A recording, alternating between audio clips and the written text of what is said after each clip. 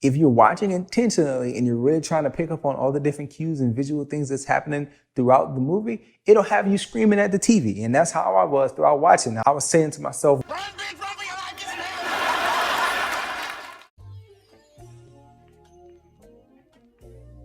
what's good, everybody? Thank you for clicking that thumbnail. My name is Corey, and today we're doing a movie review for Barbarian. Subscribe to the channel if you haven't already. We love to have you along for all the different things that we do here on the channel, like reviews, watch-alongs, and trailer reactions. That tends to be mostly what we do here. And leave us a comment letting us know what you thought about Barbarian. Let's get to it. Now, I give this movie a 7.6 out of 10 on my little scale. You can check the description for a breakdown of the numbers and how I came up with that number. But talking about the movie, I think the movie is incredibly well shot. I think the visuals tend to carry the score when I talk about how much I like the movie. It's shot in a way that if you actually read a synopsis before reading it, and then you watch the first about 30 minutes of the movie, it'll have you thinking one thing, and then the movie goes in a totally opposite direction, which is very refreshing. Visually, you have great performances from all parties involved as well. The story that they're trying to tell is a pretty cool one too, and I think the visual style, the way the movie is shot, helps you to feel a certain way about the story. Just focusing on doorknobs over and over in very tight shots sets you up for noticing when the door isn't locked, and then also sets you up for knowing, okay, the door isn't locked and now the door is open, and it has you again having expectations set in one way, having read a synopsis. There are some really cool POV shots that are used in the movie in the beginning as well as the end.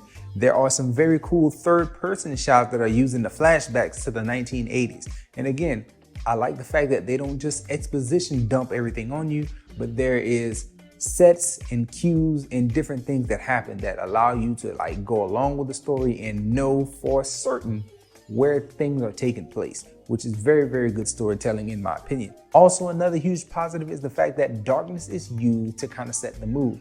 We know as we watch more and more of the film that there's unknown things going on, and the darkness used in the early parts of the movie really helps you set up that anticipation and that fear of the unknown. And I really like the way all that stuff was executed. So if we're just talking about the first 45 minutes of the movie, I'll be quite honest with you.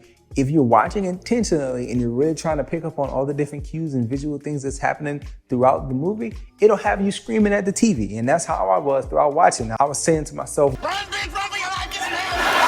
now on the negative side of things, this movie kind of falls apart in the third act like most movies tend to do. And I'm saying falls apart, and it doesn't really fall apart to pieces, but just the level of execution just seems like it dips quite a bit in that third act. The jump scares are no longer jump scares. They are things that we are expecting to happen as a viewing audience. I don't know if general audiences got that vibe, but I know I did. As I watched, I knew when we entered the third act, like, okay, certain things are going to happen, and I'm just waiting for them to happen. And that's a very bad sign, because once things become predictable, then the pacing of the movie really starts to feel off. And that's another, like, to me, bad issue. When you get to the last third part of the movie, you really start to see the pacing issues. Like, hey, we know kind of what's gonna happen. Let's let it happen. So big spoilers here. As Justin Long is like escaping the tunnels, he picks up the gun.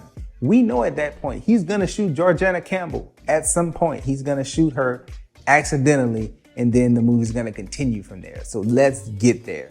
And it happened, of course. Once Justin Long's character and Georgina Campbell's character, they get to the water tower, they're assumed to be in safety. We know at some point, because the monster was no longer pinned under the car, we know at some point she's gonna pop up at some point.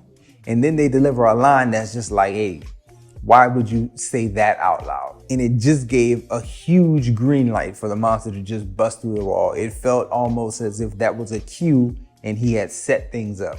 And then at that point with that scene, it really went over the top with ripping the arm off and beating him with it. Like that's crazy that you would take a movie that felt super realistic and super like, wow, this is a crazy, insane situation. And then you would take it and bring it so far over the top.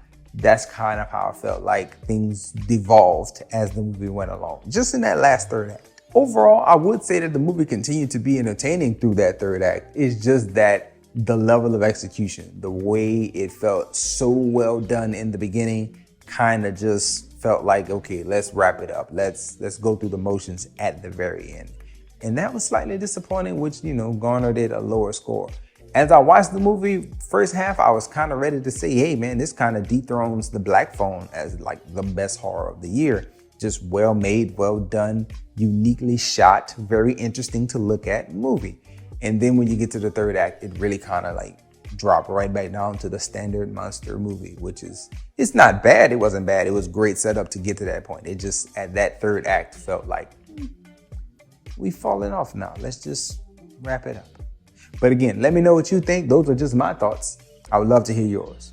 Enjoy yourself, guard your heart, and go watch something good.